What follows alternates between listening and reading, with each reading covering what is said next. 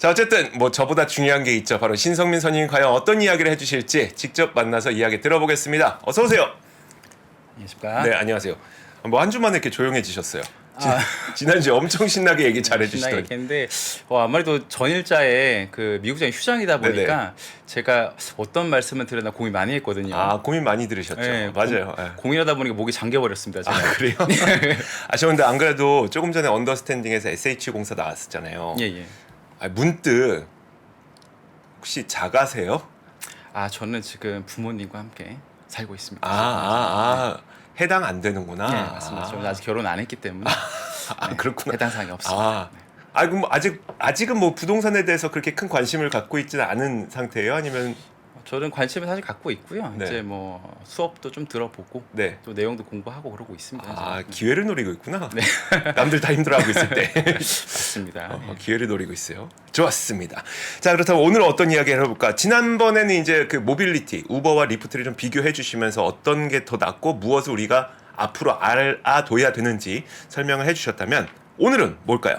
일단은 지금 투자자들이 많이 궁금해하시는 것들이 물가가 예상치보다 좀 높았는데 네. 어쨌든 시장 그렇게 나쁘지 않았단 말이에요. 그래서 네. 그거 관련돼서 좀 짤막하게 말씀드리고 그 이후에 사실 미국에 상장된 중국 기업들 ADR 네. 관련된 기업들 요즘에 재밌는 얘기도 있고요. 아까 오. 처음에 말씀하셨던 마이클 버리 투자했던 기업들 이런 것들도 한번 좀 살펴보는 그런 시간 될 수 있도록 하겠습니다. 자, 이게 참 마이클 버리라는 인물이 정말 굉장히 공격적이에요. 굉장히 공격적이어서 이 분이 하는 걸 좀 따라했다가 나도 좀 대박 날 수 있지 않을까라는 희망을 갖고 있지만 이분은 매 분기마다 공시를 낼 때마다 포트폴리오 다 바뀌어 있어요. 싹 다 바뀌어 있어갖고 도저히 따라할 수 없는 맞습니다. 그분인데 과연 어떤 종목을 지금 염두에 두고 있는지 잠시 후에 들어보도록 하겠고 일단 그거부터요. 앞서 말씀해 주셨던 것처럼 일단 요즘에 그 시장에서는 시장이 연준과 싸우고 있다. 네. 싸우지 말라고 그렇게 배웠으면서도 싸우고 있다는 얘기가 나올 정도로 금리는 높아진다는데 시장은 좀 안 떨어지고 있어서 거기에 대해서요. 일단은 예상보다 물가가 높게 나온 거는 팩트이죠. 네네. 그리고 그거보다 더 뒤에 무서운 것들이 나왔는데 좀 매파적 연준위원들 멘트가 좀 있었고요. 그 중에는 이제 블러드 위원 같은 경우에는 뭐 50bp 인상 언급도 좀 하긴 했었거든요. 네. 사실은 기존의 컨센서스와 너무 다른 얘기라서 네. 좀 다소 충격적으로 받아들일 수 있는 부분들인데요.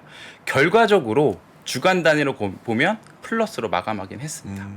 그런데 사실 제가 첫 시간에 좀 얘기했던 부분들이긴 한데요. 네. 이제 금리가 우리가 종착지가 다가와지면 갈수록 사실은 금리에 대한 증시의 민감도는 떨어지기 시작합니다. 그리고 그 다음부터 이제 성장을 조금 보기 시작하거든요. 네. 근데 그 얘기를 조금 구체적으로 조금 말씀 좀 드려보려고 합니다. 일단은요, 지금 블러드 총재 얘기도 있었고 그 다음에 그 전에 이제 물가 상승률이 컨센서스보다 높았던 부분들이 있었는데 그걸로 인해서 원래는 저희 컨센서스가 5.25였었거든요, 최종 금리가. 네. 이제는 5.5로 현재 바뀐 모습이고요. 6월 금리 인상 종결로 이제 조금 바뀐 모습입니다. 근데 좀 특징적인 게 있다고 하면은 연말에 금리 인하에 대한 것도 크게 바뀌진 않았어요, 사실. 약간 금리에 대한 기대감이 사실은 좀 네. 있는 거죠, 사실 연말에. 네. 그리고 그 이후에 사실은 주가가 조정을 좀 받았습니다. 네. 하지만 그러고 나서 이제 소매 판매 관련된 지표가 좀 좋게 나왔거든요. 네. 그러면서 주가가 조금 반등이 나왔고요. 그리고 여전히 또 챗GPT 관련돼서 좀 관심 있는 그 관련된 종목들은 여전히 또 투자자 관심들 끌고 있는 상황이다. 이렇게 좀 보시면 될 것 같고요. 그런데 이게 기존에는 국채 금리가 올라가면은요. 네. 주가가 거의 틀림없이 조정을 받았고요. 그랬죠. 그리고 예상치가 25bp 정도 올라가면 그러니까 최종 금리가 원래 뭐 5%였는데 5.25로 바뀌었다. 라고 이런 식으로 바뀌게 되면은 뭐 대략 한 나스닥 기준으로 한 3% 정도 조정받을 게 과거의 흐름이긴 하거든요. 근데 요즘 조금 다르게 좀 바뀌고 있는데 어떻게 보면은 주식이라는 것은 성장과 금리의 함수라고 얘기할 수도 있거든요. 결국에는 성장 올라가면 좋은 거고 네. 금리는 내려가면 좋은 거죠. 네네. 그런데 성장이 올라가는 폭이 금리가 올라가는 폭보다 크다면 조금 다른 얘기가 될 수도 있다. 아하. 이렇게 조금 이해하면 어떨까 싶긴 하고요. 다만 그러니까 쉽게 말하면은 네네. 이제 금리 올라가는 거는 우리가 어느 정도 예상 가능해. 그래 최대 75까지 잡자. 75bp까지 잡자. 근데 성장은 예상보다 훨씬 더 클 거야에 지금 사람들이 어떻게 보면 좀 기대고 있는 거네요. 맞습니다. 사실 이제 이걸 이제 노랜딩 시나리오다. 노랜딩 시나리오 강화되고 있다. 뭐 이런 네네. 얘기를 하거든요. 네. 뭐 소프트 랜딩도 있고 하드 랜딩도 있는데 이제 네. 하드 랜딩이라는 건 뭐 경제 극도가 기우는 거죠. 네. 소프트 랜딩은 이제 약간 기우는 거고 노랜딩 아예 기울지 않고 우리는 갈 길을 간다. 우리는 뚜벅뚜벅 걸어가겠다. 네. 요 마인드로 가는 게 이제 노랜딩 시나리오다라고 보시면 되는데요. 근데 이게 메인 의견은 사실 아닙니다. 그래요? 네, 노랜딩이 지금 메인 의견이라고 할 수는 없고요. 네. 사실 이번에 소매 판매 같은 경우에도 디테일하게 보면은 뭐 2021년 3월 이후 최대 증가된 건 맞거든요. 네네. 그런데 이게 뭐 자동차랑 뭐 휘발유 같은 거 제외하고 근원 판매를 보면 조금 둔화된 건 맞아요. 그러니까 좀 일회성적인 일시적인 요인 좀 껴 있습니다. 그 내에서. 자동차 좀 샀고 그리고 네. 기름값 다시 좀 올랐고 네네. 해서 네. 그러니까 계절적인 요인이 일부 좀 들어갔다라고 이해하시는 게 좀 맞을 것 같고요. 그래서 뭐 그 이후에 물론 이제 다른 지표도 좋게 나왔습니다. 뭐 엠파이어 제조 지수도 뭐 예상보다 나쁘지 않게 나왔고 다 좋게 나오긴 했는데 하지만 이거를 지금 노랜딩이 무조건 확정됐다라고 보기에는 좀 어려워요. 네. 하지만 우리는 노랜딩 시나리오도 검토해야 할 정도로 네. 조금 경제 지표가 생각했던 것만 양호하게 흘러가고 있다 정도로 이해하는 게 좀 합리적일 것 같습니다. 그래서 금리가 올라가는 것을 무시하고 경기에 좀 기대고 있는 상황이네요. 네, 맞습니다. 그리고 추가적으로 한 가지가 더 있는데요. 이번에 그 물가 지표 좀 나올 때 보면은 주거비 비중이 좀 변경됐습니다. 네네. 구체적으로 숫자로 얘기하면 32.9%에서 34.5% 정도. 그러니까 한 3분의 1 정도 대략적으로 되는 부분들 조금 넘어갔다 보면 되는데 네. 주거비가 그게 사실은 작년 1분기부터 이미 하락을 하고 있었거든요. 1분기 이후부터는. 네. 그런데 뭐 이게 이제 집계되는 방식 때문에 지금 당장 이게 반영이 되지는 않아요. 그래서 2월부터는 이제 뭐 2월부터 4월까지는 이제 물가 지표가 이제 이게 좀 구체적으로 반영되지 않고요. 네네. 그 이후부터 이제 반영되기 시작하거든요. 그러니까 지금 나와 있는 물가 지표가 컨센서스보다 높은 게 이게 좀 일시적일 수도 있겠다라는 생각도 가질 수도 있다 생각하고 주거비가 있어요. 약간 줄어든 거죠. 주거비 늘어난 거죠. 거. 늘어났는데 나중에 그게 지금은 그 주거비 늘어나서 이게 물가를 올리는 요인이 됐지만 그쵸. 나중에 내려갈 거기 때문에 오히려 네네. 비중을 늘린 게 호재로 될 수 있는 거죠. 알겠습니다. 알겠습니다. 네. 그렇게 좀 이해를 좀 하면 어떨까 좀 생각을 하고 있고요. 그래서 이제 일단 신성민 선임의 뷰는 네. 그래도 간다. 일단은 뭐 주가가 오른다 떨어진다 멘트를 할 수는 없죠. 그거를 네네. 정확하게 맞추는 사람은 없으니까요. 근데 네. 다만 이제 섹터별로 확실히 다르게 가져갈 수밖에 없는 상황이 된 것 같긴 하고요. 성장이 나오는 섹터는 금리가 이제 올라가는 폭이 제한적인 상황에서 좀 답이 있다라고 좀 보시는 게 좀 합리적인 생각이 아닌가 싶습니다. 그럼 기술주도 괜찮다 지금은. 그렇죠. 기술주 중에서도 물론 모든 기술주가 그런 건 그쵸, 아니겠지만 그쵸. 네. 그죠? 좀 거기서 좀 골라낼 필요는 있겠다 정도 될 것 같고요. 그래서 결론적으로는 증시가 뭐가 더 예민한지 어떤 지표에 좀 예민한지 좀 관심 있게 보면 좀 도움되지 않을까 저는 그렇게 생각하고 있습니다. 알겠습니다. 네. 알겠습니다. 어우, 좋아요. 자, 그러면 이제 마이클 버리 버리 얘기 한번 해주세요. 마이클 버리가 저도 이제 마이클 버리를 검색하면 13F에는 안 나오죠. 그렇죠. 13F에다가 마이클 버리 검색했다가는 이거 뭐니 이럴 텐데 마이클 버리가 운영하고 있는 자산운용사가 이제 사이언 에셋이니까 사이언 에셋을 검색하면 마이클 버리가 무엇을 담았고 또 무엇을 뺐고 이걸 다 확인할 수가 있는데 자 오늘 그와 관련해서 좀 얘기를 해주신다고 하는데 어디서부터 시작해 볼까요 이게? 일단은 뭐 기사 먼저 잠깐 보시면 좋을 것 같긴 한데요. 이 기사 중에서 연합 인포맥스 기사 중에서 빅쇼트 버리 알리바바 징동단컵의 중국 주식에 투자. 잠시만요. 네. 저희 우리가 이제 그 결론을 먼저 얘기하고 뒤에 설명을 하다 보니까 그러면 어떤 지표에 예민할까요를 좀 놓치셨나 봐요. 다시 한번 그 부분만 다시 반복. 예. 네. 일단은 소매 판매 같이 소비 관련된 지표가 좀 중점적으로 봐야 되고요. 어디 소비가 늘었는지 봐야 됩니다. 네네. 인터넷 관련된 온라인 소비가 늘었는지 그죠? 지표 구체적으로 나오거든요. 그러니까 그쪽 부분을 좀 더 좀 예민하게 보시면 어떨까 저는 그렇게 생각하고 있습니다. 그쪽에서 기회가 있을 수 있다는 네네네. 거죠. 알겠습니다. 네네. 자 죄송해요. 저도 생각해 보니까 맞아. 내가 너무 먼저 결론만 얘기하고 뒤에 설명을 하다 보니까 결론이 뭔지가 안 와닿을 수 있겠다 싶어서 다시 한번 여쭤봤고 자 그럼 이야기를 다시 진행해 볼까요? 기사 한번 보죠. 네. 네.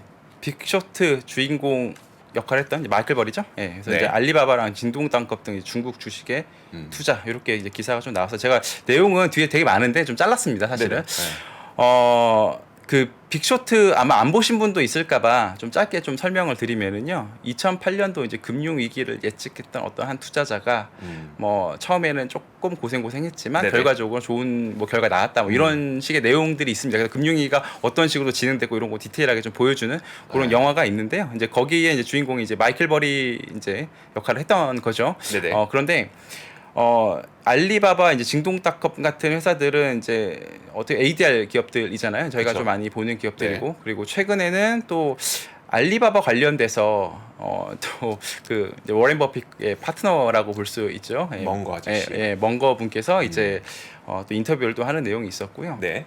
사실 이제 그 멍거 분과 함께 투자하시다가 조금 고생하셨던 투자분들도 사실 조금 있으시고 왜 그런지 좀 얘기해 주세요. 어떤 일이 있었던 건지 그러면. 알리바바 네네. 내용 중에서 네. 그죠. 자 일단은 마윈 관련된 이슈 때문에 음. 계속 조금 제재를 좀 받았었죠. 네네. 근데 이게 사실은 거의 결론이기 때문에 제가 바로 얘기하지 않고요. 그래요? 조금 네네. 이따가 조금 더 말씀드리겠습니다. 네, 요거 알겠어요, 왜냐면 알겠어요. 뒤에 내용이 상당히 조금 긴 내용들이 있습니다. 네네. 그리고 사실 이제 그 ADR 관련돼서 난 중국 너무 싫어, 난 투자 안 할 거야 하시는 분들도요. 네. 사실 어쩌면 투자하고 있을 수도 있어요. 어떻게요? 외교를 들면은 우리가 ELS라는 네네. 상품도 있지 않습니까? 사실 네. 거의 뭐 100조 규모가 되는 굉장히 큰 시장인데 ELS는 그 ELS에 보면 이제 홍콩 H 네. 이렇게 돼 있지 않습니까? 네. 이제 관련돼서 또 이제 아. H 홍콩에 좀 상장된 또 기업이기도 하고요. 다 들어가 있죠. 네. 그렇죠. 그리고 항생테크 ETF라든가 아. 이런 것들에 또 관여가 되어 있기도 하고요. 네. 그래서 사실 조금 아픔을 줬던 음. ETF기도 하죠. 예, 그리고 펀드도 이제 중국 펀드들 좀 관심 갖고 있으신 분들 많고 그분들이 사실은 지금은 사실은 썩 좋은 결과가 아니었기 때문에 네네. 또 생각하시는 분들 많이 있지 않을까 또 싶습니다. 관련돼서는. 예, 그래서 일단은 요즘에 그 굉장히 그 월가에서 네. 중국 뭐 ADR 관련된 기업들이 관심이 되게 많아요, 사실은. 어. 물론 이제 그 아까 얘기했던 멍거 분도 계셨고요. 네네. 그거 말고 사실 골드만삭스에서도 최근에 이제 리포트 나온 게 있는데 뭐 중국 주식이 뭐 한 24% 추가 상승이 가능하다. 아, 네네. 그러면서도 알리바바도 구체적으로 좀 언급하기도 했고요. 네. 그리고 그것뿐만이 아니라 최근에 또 이슈 하나가 있거든요. 뭐죠? 그게 이제 기사로 한번 보게 되면은요. 네. 그 억만장자처럼 쇼핑하라. 그래서 머니투데이 나온 기사가 조금 있는데요. 이 기사가 뭐예요? 미국을 원래 미국에 이제 온라인 쇼핑 여러 개 있을 거 아닙니까? 네네. 근데 최근에 이제 어플 네. 무료로 쓸 수 있는 어플 다운받은 횟수를 보니까 제일 많은 게 있었는데 네네. 그게 중국 어플이었어요. 미국에서요? 미국에습니다. 네. 미국에서 음. 어플리케이션 다운로드 수 1위가 네. 중국 앱이었다고요? 중국 앱입니다. 사실은 마치 예전에 틱톡을 보는 듯한 느낌이 사실 있는데 네. 이게 보면은 이제 2달 만에 미국 앱 다운로드 수 1등을 했고요. 네. 핀떠떠라고 불리는 기업이죠. 그 네. 티커는 이제 PDD. 핀토도는 유명하죠. 예, 네. 거기서 나온 이제 어플이다. 이렇게 보시면 될 것 같아요. 핀토도에서 나온 새로운 어플인데. 네. 그게 뭡니까? 이제 그 테무라는 어플인데 네. 이게 특징적인 게 뭐냐면 굉장히 쌉니다. 뭐가요? 가격이요. 제품 가격이. 이게 뭐 하는 곳인데요? 뭐 하는 어플리케이션? 이거는 쇼핑하는 그 어플인데요. 예, 뭐 이어폰 살 수도 있는 거고 네네. 옷 살 수도 있는 거고 네. 여러 가지 더 판매를 합니다.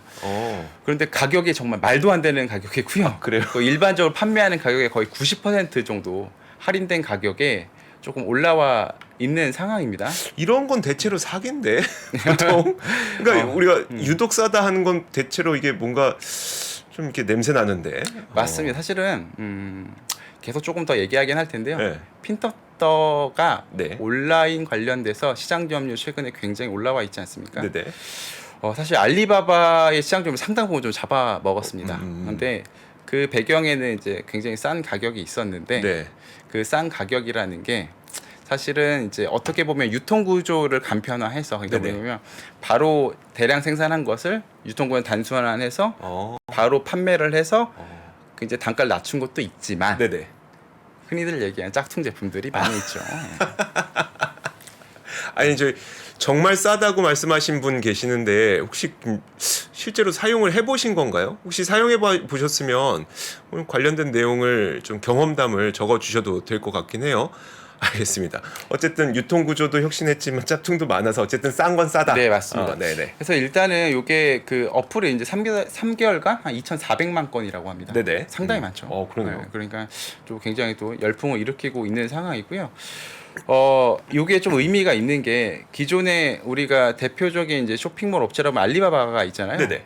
알리바바 같은 경우에 사실은 중국 내만 거래를 했었잖아요. 네. 이제 본격적으로 이제 글로벌에 진출하는 음. 중국의 최초 어플이다. 이렇게 이해하셔도 아. 될 것 같습니다. 네.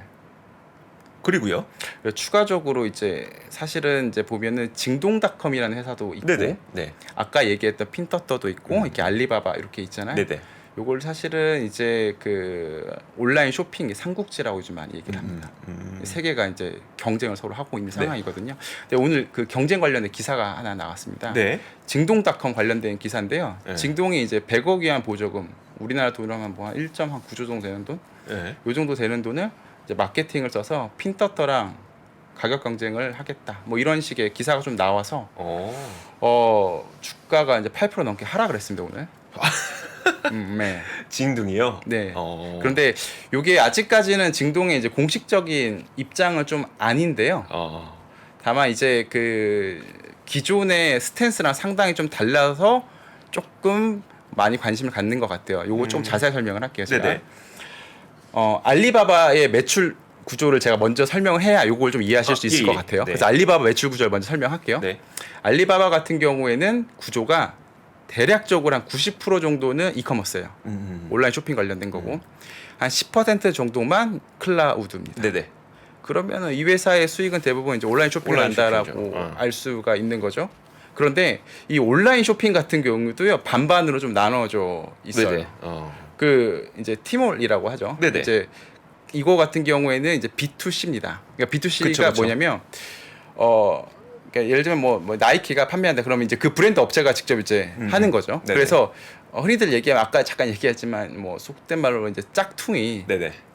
이제 뭐 아예 없다고 얘기할 수는 없겠지만 네. 그래도 최대한 이제 없애려고 하는 그런 이제 쇼핑몰이다라고 보시면 될 것 같고요. 대신에 어쨌든 아까 그 핀터떠랑 완전히 좀 다른 길인 거죠. 네. 가격적으로는 어쨌든 좀 더 비싸지 않겠습니까? 네네. 그렇게 하게 되면 이제 그런 부분들이 좀 있는 거고요.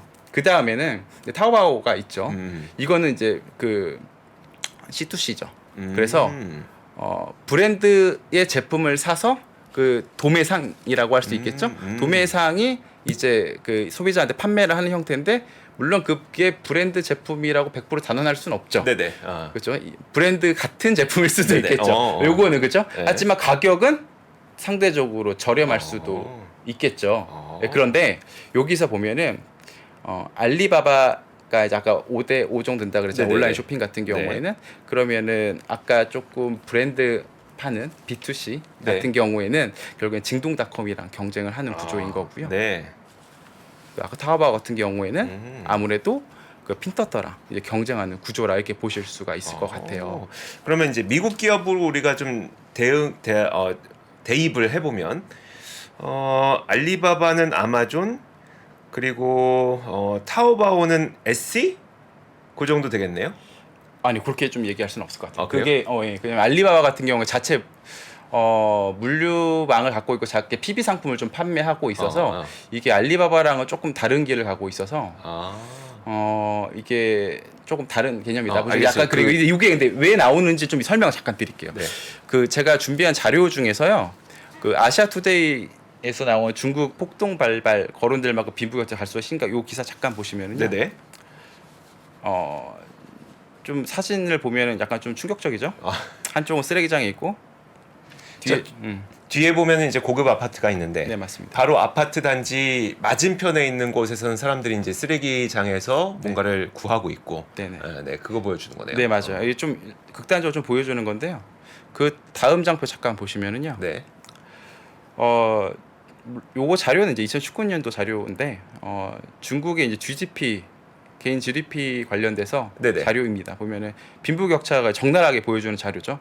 한쪽에서는 GDP가 2만 불 넘는데요. 또 한쪽에서는 뭐 4천 불, 6천 불 되죠. 네네. 그런데 여기서 이제 상대적으로 이제 가난한 사람들 있지 않습니까? 네네. 이 사람들의 가난 수준이 굉장히 우리가 생각했던 것보다 많이 가난합니다. 그리고 그 인구가 상당히 좀 많습니다. 생각보다. 네네. 그러다 보니까 그 사람들은 이게 진짜인지 가짜인지가 별로 생각보다 중요하지 않아요. 중요하지 않겠네. 예. 아. 이 사람들이 생각하는 부분들은 뭐냐면 싸냐 비싸냐입니다. 그러네요. 예. 네, 싸냐 비싸. 그래서 핀 떴다가요. 이거를 잘 노렸고요. 굉장히 싸게 공급을 해서 네. 좋은 또 성과를 만들어 냈었죠. 그래서 지금은 원래 예전에 알리바바 시장 점유율이 거의 80%였었거든요. 네네. 현재는 55% 정도 되고요. 네. 나머지가 이제 핀터떠랑 진동이 한 20%씩 각각 이렇게 잡아먹고 있다. 이렇게 생각하시면 될 것 같고요. 결국에는 핀터떠는 좀 싼 제품 네네. 쪽으로 이제 간 거죠. 네. 그런데 알리바바 같은 경우 좀 고민이 있었어요. 왜냐면 이제 알리바바 쇼핑몰 이용하시면서 너무 이게 가짜가 많다라는 좀 이미지에 좀 추락이 있었거든요. 네. 그래서 이제 타오바 같은 경우도 C2C라 할지라도 가짜를 못 팔게 합니다. 이제는. 이제 그랬더니 혹시 안 팔렸어요? 그렇게 하면 가격이 올라갑니다. 네. 가격 경쟁이 안 되기 시작하는 거죠. 그러니까 시장 점유율을 차곡차곡 잡아먹기 시작했죠. 네. 그리고 또 한 가지가 더 있죠. 이제 징동닷컴에 대한 부분들이 하나 더 있죠. 네네. 사실 그 예전에 그 마윈 같은 경우에는 아까 말씀하셨던 그 아마존과 좀 상당히 좀 다른 길을 네네. 걸었어요. 네.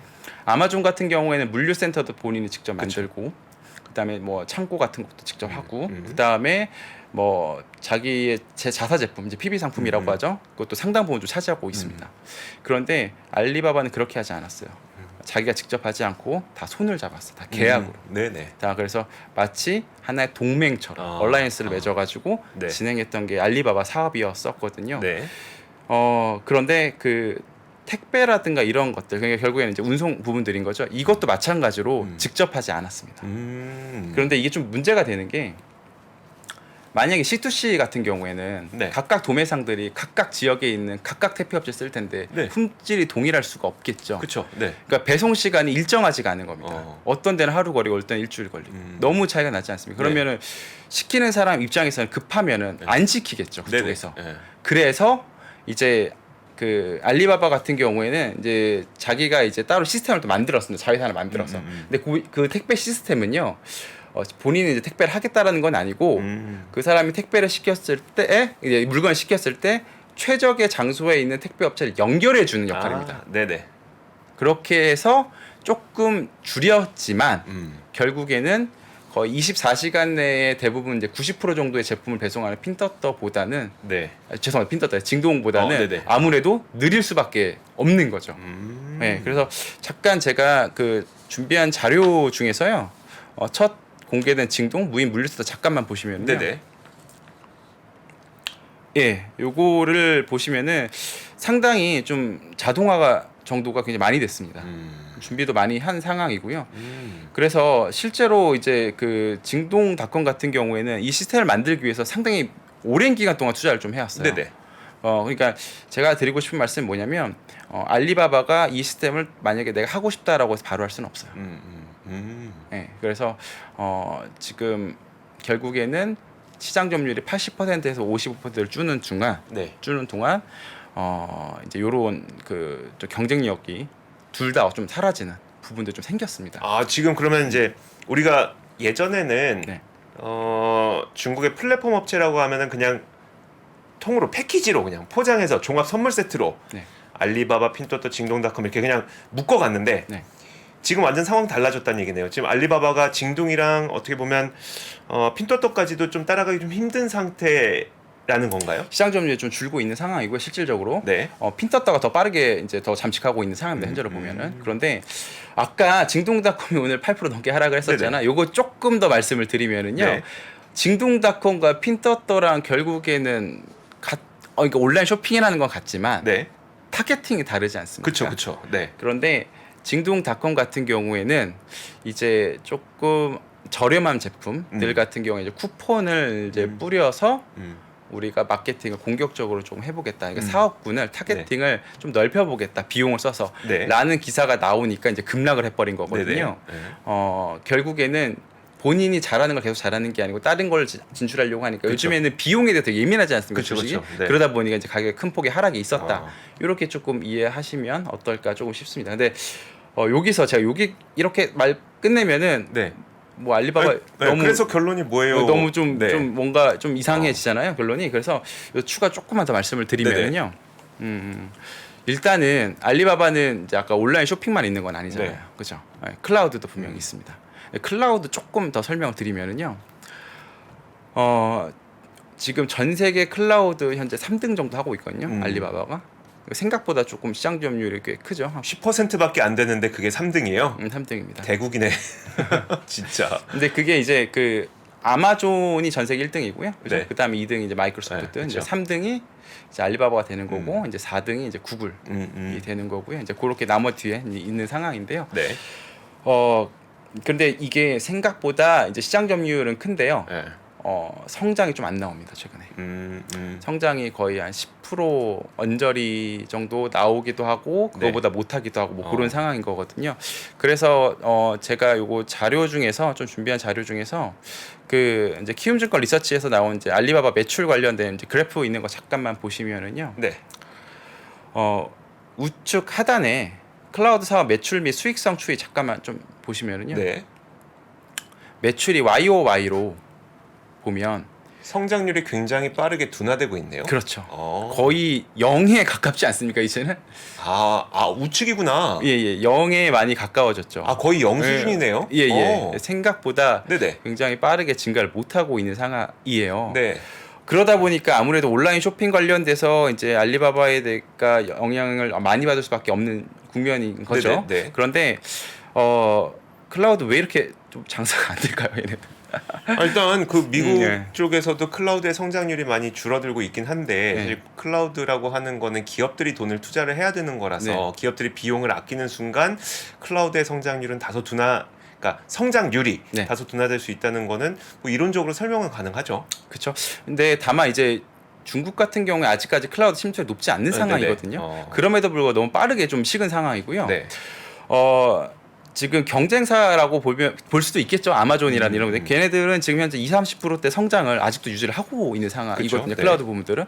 그럼에도 불구하고 상당히 좀 낮은 성장률을 기록하고 있다라는 부분들이 조금 좀 우려스러운 부분들 중에 하나인 거죠. 네네. 그런데 구체적으로 이제 내용도 좀 살펴보게 되면은 이게 그 이제 클라우드 같은 경우에는 자체 서버가 있을 수도 네네. 있고요. 네. 그게 아니고 이제 퍼블릭 서버가 있을 수도 있어요. 근데 이제 자체 서버가 아니고 남이 쓰는 그 서버에다가 나의 그 데이터라든가 이런 걸 네네. 넘기는 게 네. 불안한 기업들도 있을 네. 거 아닙니까? 네. 그렇죠. 근데 그 중국이 이제 그런 부분이 좀 큰 것 같긴 하고요. 원래 미국도 처음에는 사실은 그런 부분들 때문에 이게 보안 문제죠 한마디로 그 보안 문제 때문에 사실 이제 클라우드가 빠르게 성장 못했어요 처음에는. 네네. 근데 나중에는 이제 빠르게 성장했었거든요. 그래서 이게 좀 문화적인 어떤 좀 허드를 좀 작용하는 것처럼 보여지고요. 그리고 사실 우리가 좀 쉽게 이해할 수 있는 거는 사실 우리나라도 클라우드 사실 빠르게 성장 못하고 있거든요. 네네네. 아무래도 자기의 기업에 있는 정보를 다른 서버에 넘긴다라는 것이 조금 이제 불안한 요인으로 좀 자리를 잡아서 그런 부분들이 좀 생기는 게 아닌가라고 생각을 해요. 그래서 네. 결국에는 그러면은 알리바바는 온라인 쇼핑도 조금 그렇고 네네. 클라우드도 조금 그렇고. 네. 그럼 결국에는 이 주식은 어떻게 해야 되느냐? 네. 그러면은 결국에는 다 팔란 얘기냐? 뭐 네. 이런 얘기가 결론이 나와 버리잖아요. 네네. 근데 사실 그 얘기를 하려고 하는 건 아니고요. 네. 지금 최근에 중국 같은 경우에는 이제 그 서버 관련돼서 좀 새로운 프로젝트를 좀 하나 하고 있습니다. 네. 뭐 얘기 들으실 수도 있는데 동수서산 프로젝트라고 있습니다. 동수서산. 네, 맞습니다. 이 내용이 뭐냐면요. 그 동부 지역에 있는 데이터를 네. 서부 지역으로 옮겨와 처리하는 이제 중국의 이제 프로젝트, 정부의 프로젝트라 보시면 될 것 같고요. 이유는요? 이유는 전기 때문에 그렇습니다. 동부가 비싸고 서부가 싸요? 아니 반대요? 반대죠. 예, 그렇죠. 예. 그런데 이렇게 보시면 돼요. 죄송합니다. 제가 발 말씀드려요. 반대로 네. 말씀드려요. 서부가 네. 싸죠. 이렇게 생각하시면 돼요. 정전을 굉장히 많이 당했지 않습니까? 네네네. 얼마 전까지만 네. 해도. 그러니까 전기가 좀 부족한 상황인 거예요. 그러면 상대적으로 전기가 좀 많은 데 있지 않습니까? 네네. 그런 데서 전기를 쓰게 하고 일은 딴 데서 하고 이렇게 하면 좀 낫지 않을까라고 생각을 하는 거예요. 네. 그리고 그렇게만 해서는 사실은 그 클라우드가 뭐 강하게 확장하기 좀 어려울 수 있잖아요. 그러다 네네. 보니까 뭐 전기료를 인하해 준다든가 또 세금을 줄여둔다든가 네네. 이런 식의 정책을 지금 취하려고 하고 있어요. 그런데 아직까지 본격적으로 진행된 건 아닙니다. 그런데 이러한 부분들이 좀 클라우드에 대해서 좀 성장성을 키울 수 있지 않을까라는 좀 기대감은 조금 있는 상황이다. 이렇게 좀 보시면 될 것 같긴 하고요. 그래서 이제 뭐 조금 이제 마지막 좀 결론 부분 좀 내야 될 것 같긴 한데요. 결국에는 마이클 버리가 왜 샀을까요? 여러 가지 이유가 있겠죠. 여러 가지 있을 것 같아요. 일단은 근데 제 생각에는요.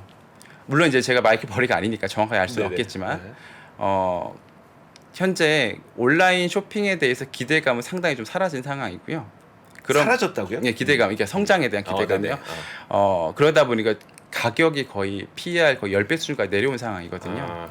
하지만 추가적으로 만약에 이렇게 기대감이 없는 상태에서 정부가 미는 어떤 정책에 의거해서 클라우드 부분 살아날 수 있다고 하면 또 다른 또 성장에도 동력이 될 수 있지 않겠습니까? 그러니까 기대가 많은 상태에서 성장을 하게 되면은 사실은 이제 많은 수익을 못 낼 수 있어요. 근데 그만큼 좀 기대감이 좀 없는 상태이고 거의 가격이 제조업 수준이기 때문에 조금 더 많은 수익을 낼 수 있는 또 기회 요인이 될 수 있지 않을까라고 생각을 하고 있습니다. 그렇게.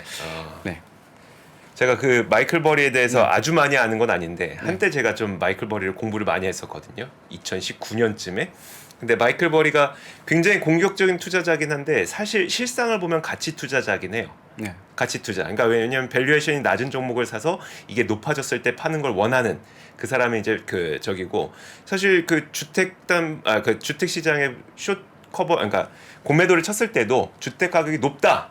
거기에 베팅을 한 거잖아요. 그러니까 높다에 베팅한 거니까 그러니까 하락에 베팅한 거니까 그거죠. 그러니까 주택 가격이 높다라는 가치에 베팅을 한 거죠. 반대로. 그래서 가치 투자자라고 볼 수 있는 것 같은데 이 사람이 지금 중국에 관심을 가졌다. 근데 말씀하셨던 것처럼 이게 분명히 뭔가 정부 정책도 있고 그리고 그 정부 정책도 있고 이런 상황에서 뭔가 가격이 되게 싸져 있기 때문에 마이클 버리가 담지 않았을까라는 추측도 가능한 거네요. 네, 맞습니다. 그리고 추가적으로 이제 골드만삭스에서 나온 내용들 조금 보게 되면은요.